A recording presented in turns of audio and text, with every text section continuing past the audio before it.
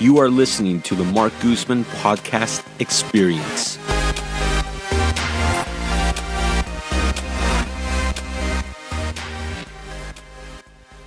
Talking about young people and the stock market. And there's an article that came out, basically a study showing that only 37% of people between the ages of 18 and 34 invested in the stock market, compared to 61% for those over the age of 35. And let's see, this was pre-2008. 52% under 35 were investing, 32% of those 18 and 34. Okay, so this was pre-2008. So basically there were more people investing in the stock market, millennials, compared to what millennials are investing today.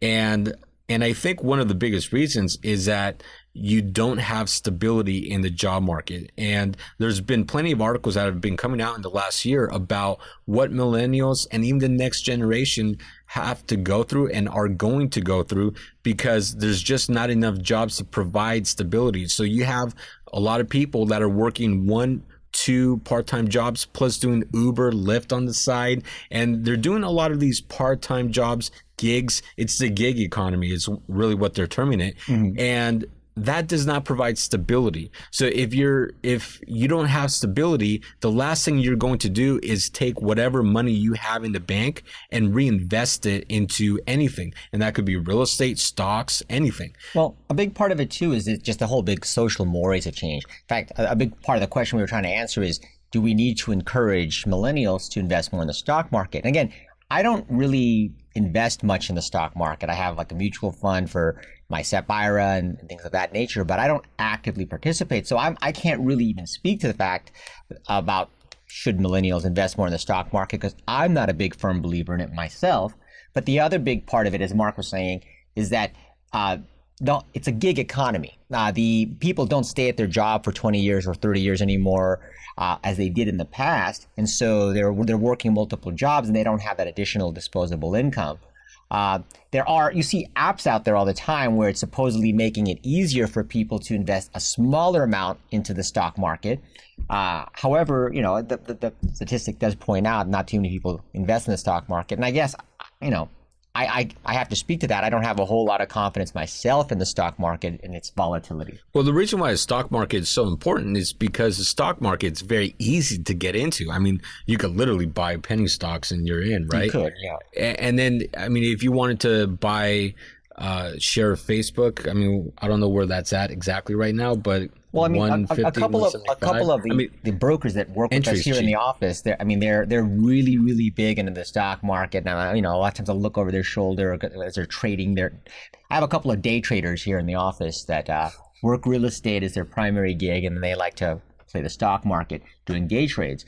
But again, as I look at it, I'm just thinking, how volatile it all is, and you really it has to be a full-time job to kind of watch your stock portfolio.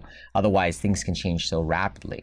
And again, that kind of speaks to what you're describing, where the majority of people within that age bracket that the study focuses in on are working 2-3 jobs. And so even if they do have income, they don't have the time to really monitor stocks the way that you need to do today if you're going to make any money in it. And one thing that you really have to, when you're looking at the economy, you're looking at news, and you hear people talking about the great low unemployment rate. I mean, we're at a record low unemployment, yet you have to understand that figure a little bit better.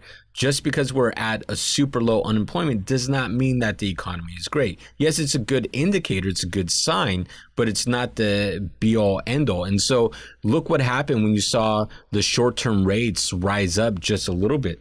Corporations got scared. There was a lot of turmoil that happened. Look at what happened when the government shutdown occurred. We had the longest government shutdown that happened from the end of 2018 rolling into 2019. Right. It really showed that a lot of you had people with decent jobs that are making good money that all of a sudden could not pay bills and were applying for food stamps. And there's been plenty of studies in the last year that showed so many Americans, about 55 or 60% of Americans, do not have an extra $300 to spare, including credit card or access to credit cards. So with that said, even though unemployment is very low, you have to look at how those numbers are calculated. And the reason why is because you have a lot of jobs that are created, but there are a lot of part-time jobs that are created. Right. And this is one of the biggest reasons why. And if you work, if you don't for have Uber, stability, you're not going to invest. It's not a bad thing. People, we have clients who have bought homes and their primary source of income is Uber. So it's not a bad gig. It's just, again, a lot of these people are going to be working multiple jobs, don't have the time to focus, and let alone have the disposable income. Yeah, most Uber drivers do it as a part-time gig on the side, not full-time. But yeah, I know some people who do it full-time and they make great money. They make great money and can buy a house. Okay, so